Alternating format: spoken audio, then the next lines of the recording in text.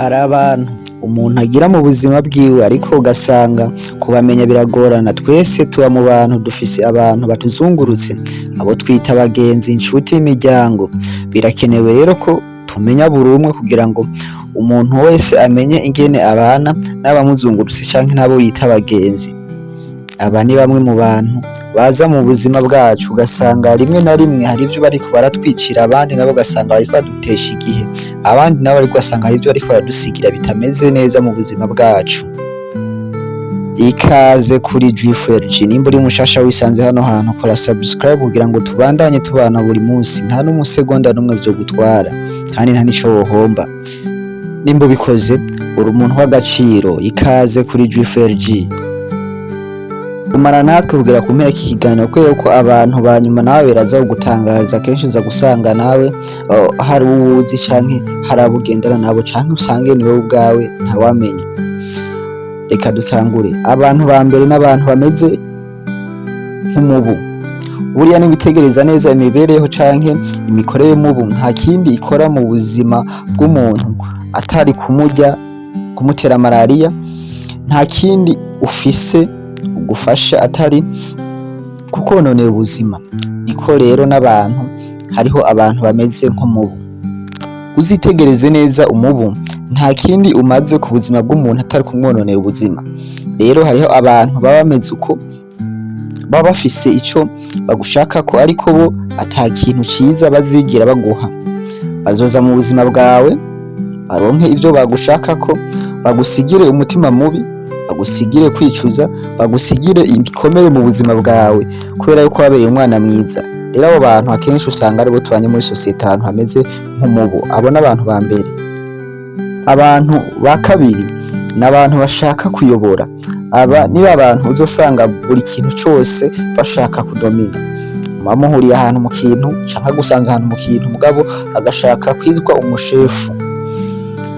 Baba bashaka buri kintu cose umuntu aba arimwo canke buri kintu cose baba barimwo baboneke ko ari abantu bari imbere. Rero aba bantu uzobasanga kenshi batita kuco bashobora kononera uwundi muntu, ariko kugira ngo baboneke imbere y'abantu bashobora no guhonyanga abandi kugira ngo baboneke yuko ari abashefu canke bayoboye. Rimwe na rimwe ugasanga mbere baranishira hejuru canke iyo haje umuntu mushasha bakagerageza kumwipresenta kugira ngo baboneke yuko aribo bashoboye.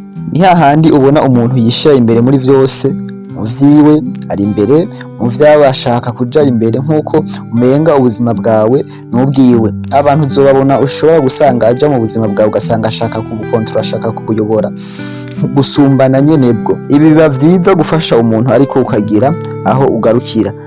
Iyo ufashije umuntu ukavuga ati reka ngende kumufasha mu buzima bwiwe ariko aha sindaharenga canke aha nibaza kwifatira decision, ivyo birumvikana kandi ni vyiza. Ariko iyo ufashe umuntu munganya imyaka canke umuntu muri mu rugero rimwe ugashaka kumufatira ama decision yose nko kumenga nta bwenge afise, aha uzoba uri kurarengera kandi uzoba ushaka kuba umushefu mu buzima bwiwe. Kwa kundi ushobora gutumira umuntu mu rubanza agashika mu rubanza ariko ntari no muri komite, nta na kimwe arimwo, ariko ugasanga ashitse yipanga akazi, hanyuma ugasanga niwe ariko arashaka ko babaza ibintu byose kandi atazi ingene bipanze. Abantu barahari tubana nabo, abantu nabo bashaka kuba abashefu bama bahari mu buzima bwacu.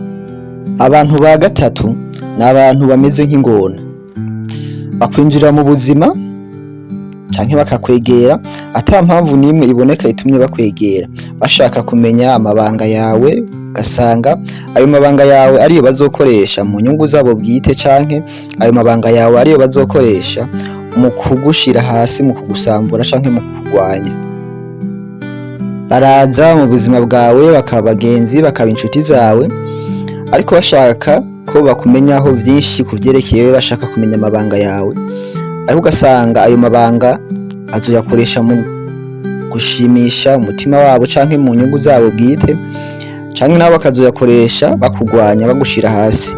Mwagira ikintu mudahuriza ko gatoye bagahita bakwiyereka, bakakwereka uwo bari ugasanga bariko bagushira hasi kubera yuko akenshi uzosanga dusamburwa canke twononerwa n'abantu batuzi, kandi umuntu akuzi biroroshe ingene akugwanya kandi biramworohera cane.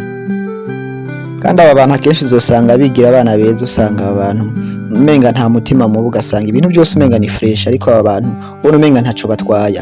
Ariko kenshi aba bantu bigira nk'ingona usanga tubafise mu buzima bwacu.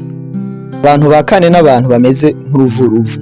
Abo bantu ni babi cane, aba bahindagurika buri kanya. Aba ari umugenzi wawe yagera hirya akaba umugenzi w'umwasi wawe canke akaba umugenzi w'uwundi, wamuhuza n'umugenzi wawe ukabona wewe aragabanije ubugenzi, agiye kuba umugenzi cane n'uwo wamweretse. N'abantu biyoberanya cane, akenshi iyo bashitse mu bantu bari seriye, abaseriye ugasanga nyene ba bantu b'inyankamugayo, ugasanga bashitse mu bantu basenga cyangwa ugasanga bashitse mu bantu bamwe icupa, ugasanga ariko bita fresh, shika mu bantu bamwe itabi mugabo gusa kubera yuko ashaka kwiyoberanya ntibamumenye. Shika mu bantu batari se ugasanga yasaze cane, ukibaza ati buriya ni nakanzi canke nakatuzinanye. Aba ni ba bantu utazigera umenya ko bariko baragukontrola, uzobona umenga n'urukundo ariko bo bafise target zabo kuri wewe. Ugasanga ikintu cyose ukora bashaka gusa nawe, barisanisha nawe, ugasanga umenga baragushigikiye ariko bo bafise intego yabo, ku buryo bazokubwira ati tuja aha dukora ibi, kubera ko wewe yama yisanisha nawe abigukorera, ukamenga wewe uretse kubikora woba wishe ubugenzi. Ukaja usanga ariko aragukoresha mu nyungu ziwe, ugasanga ariko aragukontrola wewe utabizi kubera yuko ahindagurika azi kwishushanya. Aba n'abantu nabo nyene nabo gutinya cane, kubera yuko umwanya n'umwanya arashaka guhinduka, ntuzi icaba umunsi ari iki ejo ashobora kuba iki. Nabo gutinya cane aba bantu. Abantu ba gatanu n'abantu bameze nk'inzoka. Buriya inzoka nta kindi zishoboye atari kurya canke gukomora umuntu, niko inzoka zimeze.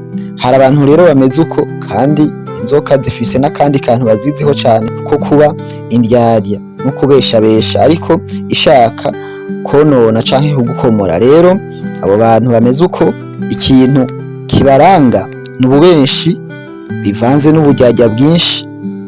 Mwaba muri kumwe akakubwira ko atawundi mugenzi afise nkawe, yakura amaguru akaja ku ruhande akagenda arahiga avuga ngo icompa icompa icompa, ajya n'imisaya. Aba bantu n'abantu babi cane, murabana ukabona n'abana beza inshuti, ariko ugasanga nibo bariko baragucumita ivyuma mu mugongo hahandi utabona.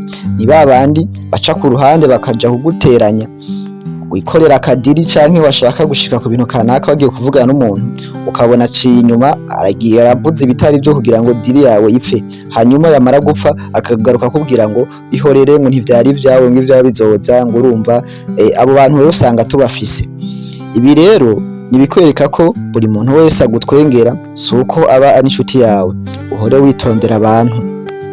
Abantu ba gatandatu rero nibo bantu babi cane, ahubwo niho n'isi igeze, kandi abenshi twamaze kuba nk'aba bantu. N'abantu bameze nk'ifyisi, abantu bameze nk'imbwebwe.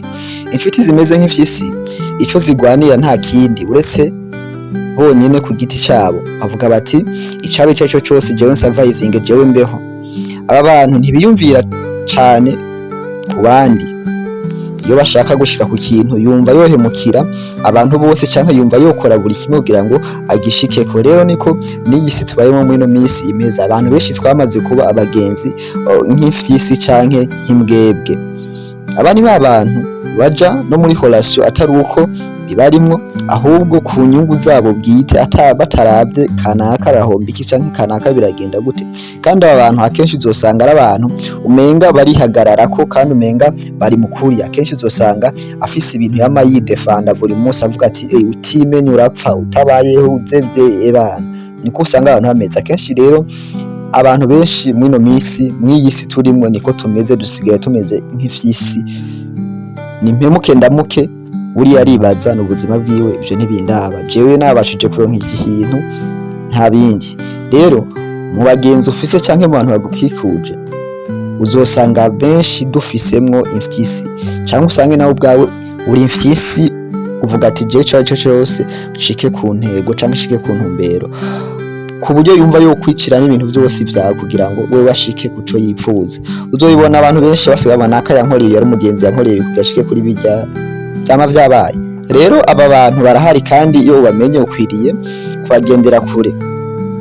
Bo nibwo bwoko bw'abantu no kubwira.